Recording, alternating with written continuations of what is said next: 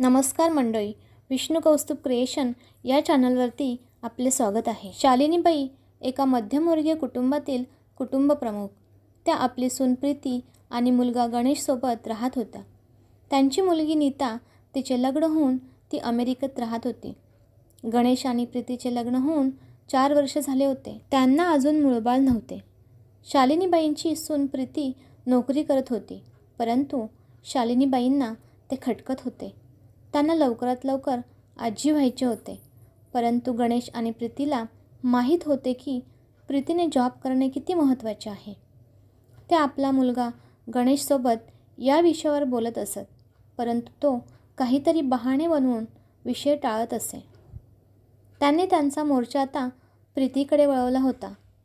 ती प्रीतीला त्रास देण्याची एकही संधी सोडत नसे, जेणेकरून ती नोकरी सोडून देईल असे त्यांना वाटे.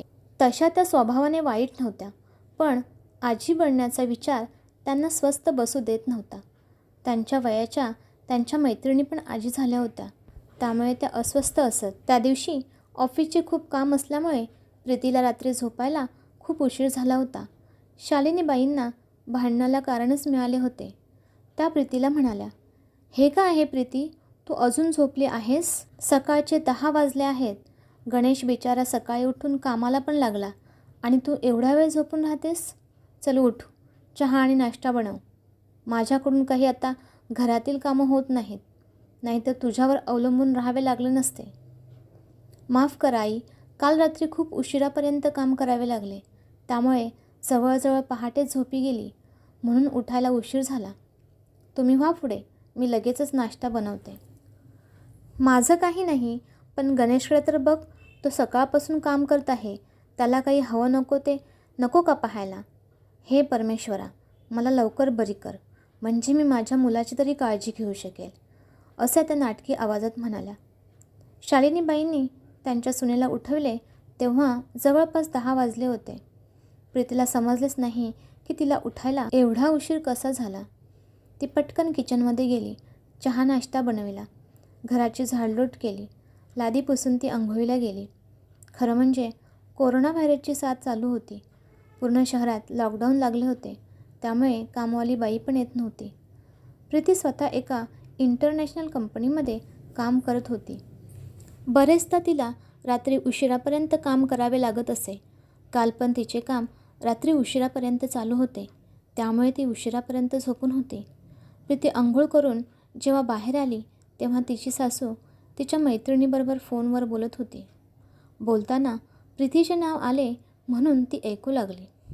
"अगं शशी, तू पण तुझ्या सुनेला जास्त डोक्यावर बसून ठेवू नकोस. सुनेला जास्त सवलत दिलीस तर तिच्या नोकरीच्या चक्करमध्ये उद्या ती तुलाच घरातील मोलकरीण बनवून ठेवील." माझा तर पहिल्यापासून प्रीतीला नोकरी करायला विरोध होता. आता ती नोकरी करते, पण सोबत घरातील सगळी कामं पण करते. मी आपली अंग दुखते असं कारण सांगून चांगला आराम करते, नाहीतर सगळी कामे माझ्या अंगावर येऊन पडतील. मी काय फुकटची मोलकरीण नाही. मी सांगते, तू पण असेच कर. सासूचे बोलणे ऐकून प्रीतीला खूप वाईट वाटले. तिच्या डोळ्यात पाणी आले. सासूला बरं नाही म्हणून ती त्यांची सेवा करत होती. त्यांना पाण्याचा ग्लास देखील उचलून देत नव्हती. ऑफिसचे काम करून ती थकून जात होती, तरी देखील ती काही बोलत नसे. त्याचे तिला हे फळ मिळाले. गणेशला मदत करण्यासाठीच तर ती नोकरी करत होती, परंतु या कठीण वेळी सासूबरोबर वाद घालून तिला घरातील वातावरण खराब करायचे नव्हते. त्यामुळे तिचे बोलणे इग्नोर करून ती निघून गेली. परंतु तिच्या नजरेमध्ये शालिनीबाईबद्दलचा आदर जरूर कमी झाला होता. दुसऱ्या दिवशी सकाळी सकाळीच शालिनीबाईंची मुलगी मीनाचा अमेरिकेहून फोन आला. मीनाची सासू तिच्याकडे राहायला गेली होती. शालिनीबाईंच्या सवयीनुसार त्यांनी मीनाच्या सासूला नावे ठेवायला सुरुवात केली. तेव्हा मीना रागाने म्हणाली, "आई, तू माझ्या सासूबद्दल असं वाईट बोलू नकोस. तुला माहीत आहे का, तुझं ऐकूनच मी आजवर त्यांच्याशी चांगली वागली नाही. त्यांना सतत वाईट बोलत आले, परंतु आज मला त्यांची किंमत कळाली.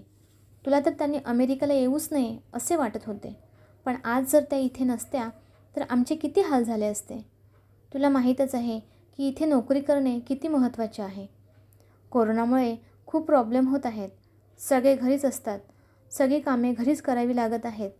माझ्या मुलीचे बेबी केअर सेंटर पण बंद झाले आहे. मी आणि अमित पूर्ण वेळ बिझी असतो. माझ्या सासूबाई एकट्या पूर्ण घर आणि माझ्या मुलीला सांभाळतात. मला काहीच करू देत नाहीत. जर त्या आज इथे नसत्या तर माझे काय झाले असते याचा विचार करून पण अंगावर काटा येतो. खरंच त्या खूप चांगल्या आहेत आणि मी तुझ्या ऐकून त्यांच्याशी किती वाईट वागले. असे बोलून ती रडू लागली आणि तिने फोन कट केला. मीनाचे बोलणे ऐकून शालिनीबाईंचे डोळे भरून आले. त्यांना त्यांची चूक लक्षात आली. प्रीती आपली किती काळजी करते. मी कितीही वाईट बोलले तरी काहीच बोलत नाही. कधीच उलट उत्तर देत नाही. खरं तर आत्ता वेळ एकमेकांना आधार द्यायची आहे, एकमेकांना मदत करण्याची आहे. मी किती स्वार्थी झाली होती. तिने प्रीतीला जवळ बोलावले. तिच्या डोक्यावरून मायेने हात फिरवला आणि म्हणाले, प्रीती, आजपासून घरातील अर्ध्या कामाची जबाबदारी माझी असेल. मी तुझ्याशी जे काही चुकीची वागली त्याबद्दल मला माफ कर. जा, तू जाऊन आराम कर.